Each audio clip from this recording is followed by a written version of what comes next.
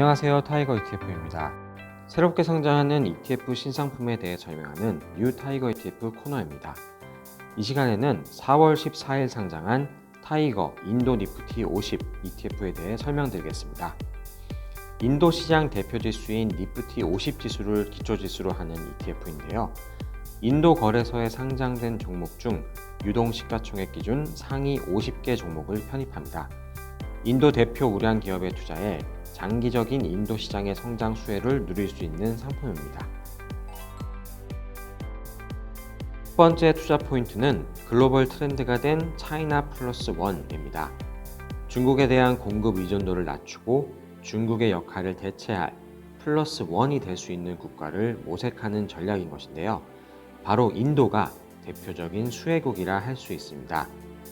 미중 무역 분쟁과 코로나 팬데믹, 러시아 우크라이나 전쟁 등을 겪으면서 전 세계는 탈세계화 모드로 전환하고 있는데요. 특히 미국은 반도체 법안, 인플레이션 감축 법안 등을 발표하며 패권 경쟁국이자 기존 세계 공급망의 중심인 중국을 견제하고 있는 상황이죠. 인도는 재편되는 글로벌 공급망의 중심에 자리 잡고 있습니다. 인도 태평양 경제 프레임워크, 쿼드 4개국 안보회담 등을 추진하면서 글로벌 기업들이 인도로 공장을 옮긴다는 기사를 심심치 않게 확인할 수 있는데요. 실제 데이터상으로도 2020년 이후 글로벌 공급망 내 인도의 비중은 상승하는 반면 중국은 하락하는 추세로 전환되었습니다. 정책 측면에서 경제 부흥을 위한 모디 정부의 노력도 빼놓을 수 없는 요소인데요. 2014년 출범 이후부터 다양한 정책과 프로젝트를 통해 지속적인 제조업과 인프라 산업 육성을 통해 인도의 산업 구조를 균형 있게 발전시키고자 노력하고 있습니다. 특히 인도 내 제조업 비중을 확대하겠다는 메이크 인 인디아 정책 하에서 제조 산업 및 인프라, 캐펙스 투자가 지속적으로 증가하고 있습니다. 인도 정부의 주요 경제 정책과 프로젝트들을 살펴보면 인프라 투자가 제조업 육성으로 이어진 수출 확대가 경제 증진으로 연결되는 효과를 기대할 수 있습니다.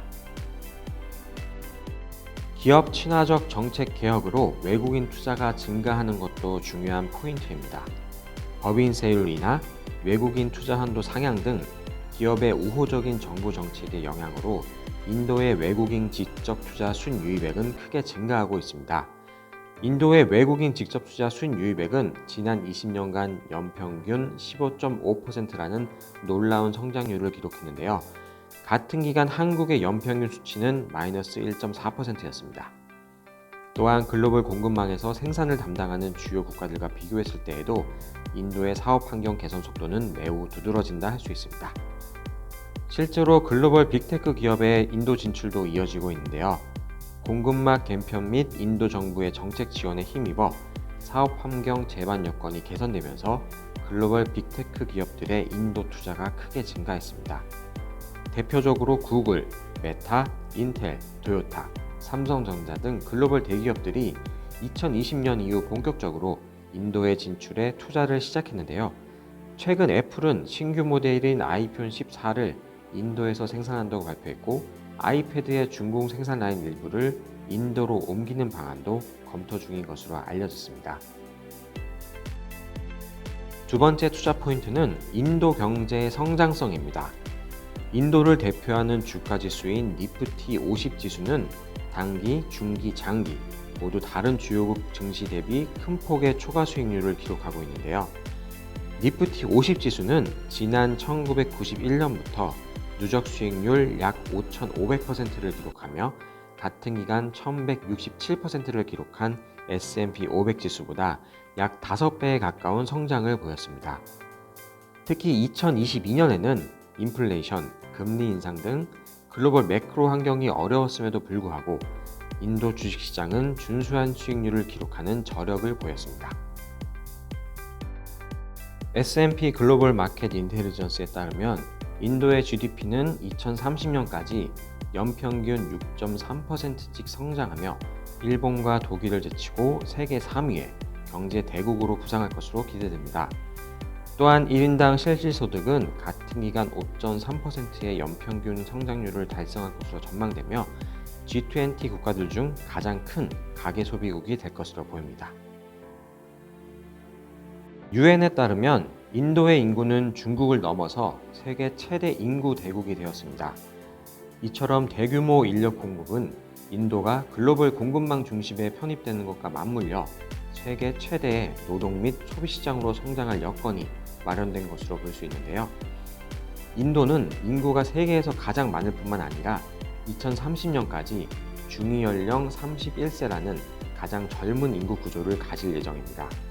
참고로 중국의 중위 연령이 42세, 미국의 경우 40세입니다.